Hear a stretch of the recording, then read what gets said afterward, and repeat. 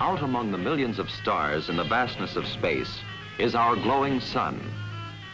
Looking at the sun without very dark glasses is dangerous.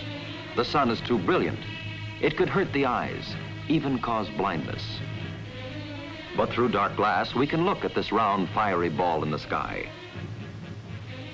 Scientists have devised special instruments to observe the seething hot gases on the surface of the sun, where the temperature is over 6,000 degrees centigrade. That's about 4 times hotter than the highest temperature we can obtain from burning coal. Exploding gases leap out from the surface of the sun for hundreds of miles, giving off heat waves. That is, waves of radiant energy in all directions. Each square yard of the sun's surface sends off enough radiation to create some 70,000 horsepower of energy per day.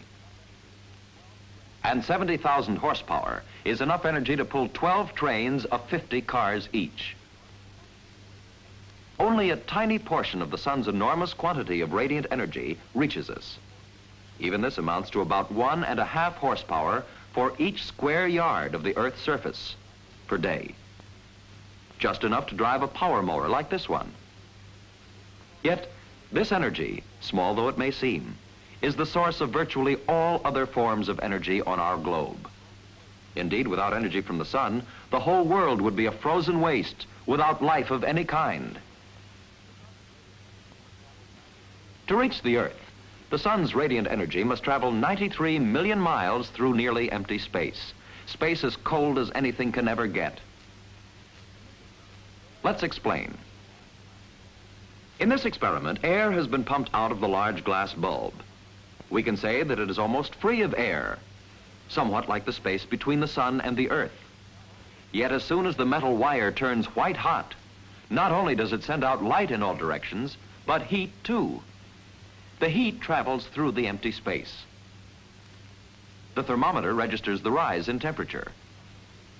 This is an example of radiant energy, of energy which is projected out in all directions and travels through space. How does the sun produce these tremendous amounts of energy? By thermonuclear reactions, somewhat like in a hydrogen bomb.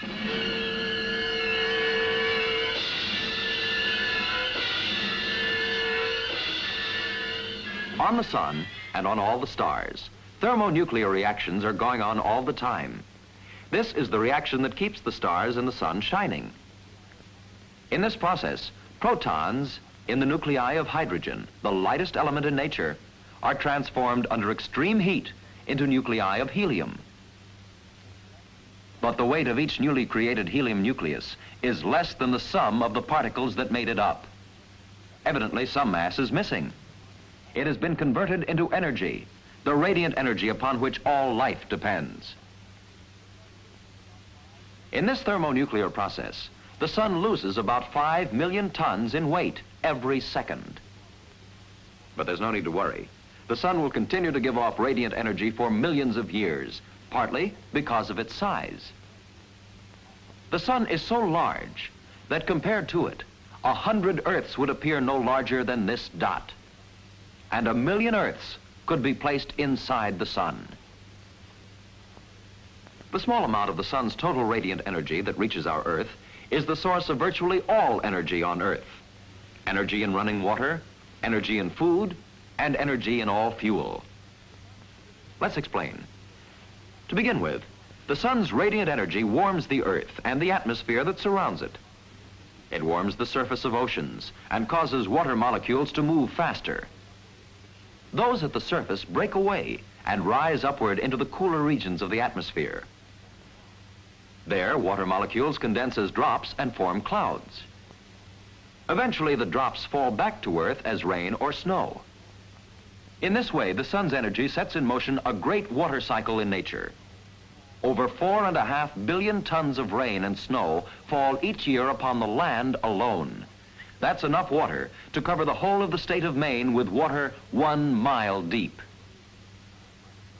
So the billions of tons of moisture raised into the sky by the sun, falling back to Earth as rain and snow, fill the lakes and streams and reservoirs.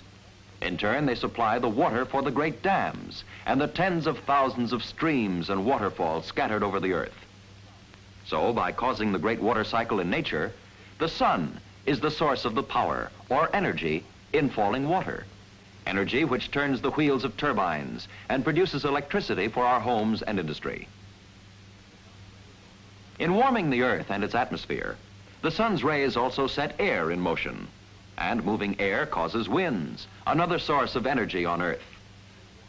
When the sun's rays strike the surface of the earth, they warm both the land and the water. The air above is also heated. Heated air becomes lighter and rises. The air outside this space, being cooler and heavier, flows in.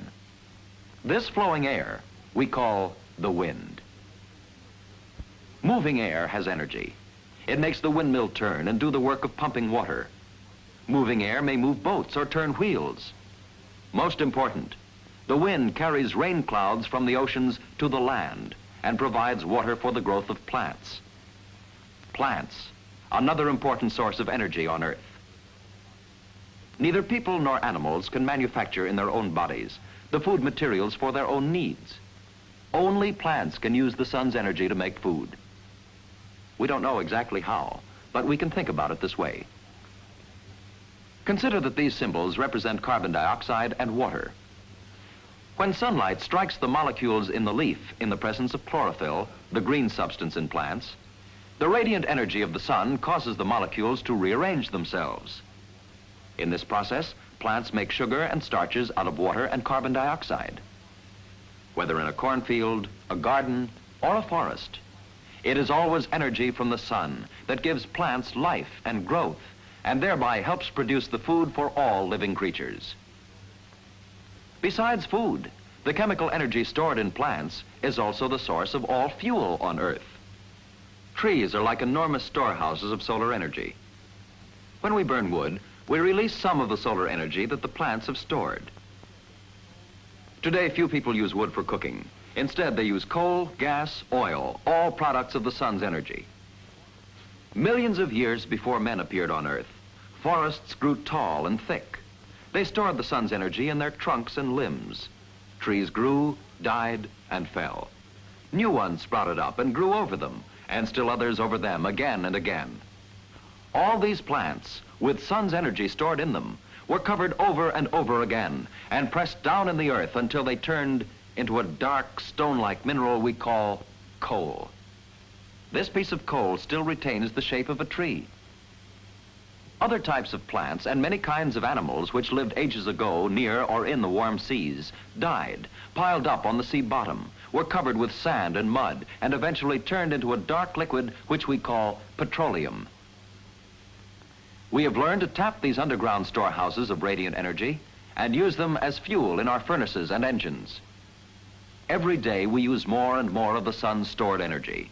More planes, more cars, more diesel locomotives, more factories, and more homes. All of them depending on the sun's stored energy. How long will our reserves of coal and oil last? This is an important question. It takes a very long time for plants to change into coal or oil. Today, we are using up our known fuel resources more rapidly than they are being replaced. What then is the answer? Scientists are looking for it in the tremendous amounts of solar energy now going to waste without producing any work for mankind. This man, for instance, is designing a so-called solar house, which will be heated by the sun's rays alone.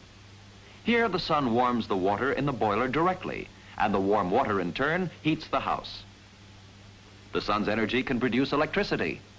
When the sun's rays strike this new kind of battery, the battery gives off enough electric current to operate a walkie-talkie radio. Testing. 1, 2, 3, 4. Can you hear me, Marty? The sun's rays even make this tiny motor run.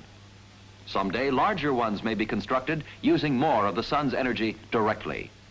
These are only the beginnings of a new field of science. But whether we use solar energy directly or indirectly, let's remember that neither man nor his machines can create energy. Men and machines must get it from something which already has energy. Energy which came to Earth in the rays of the sun, which is the principal source of energy on our Earth.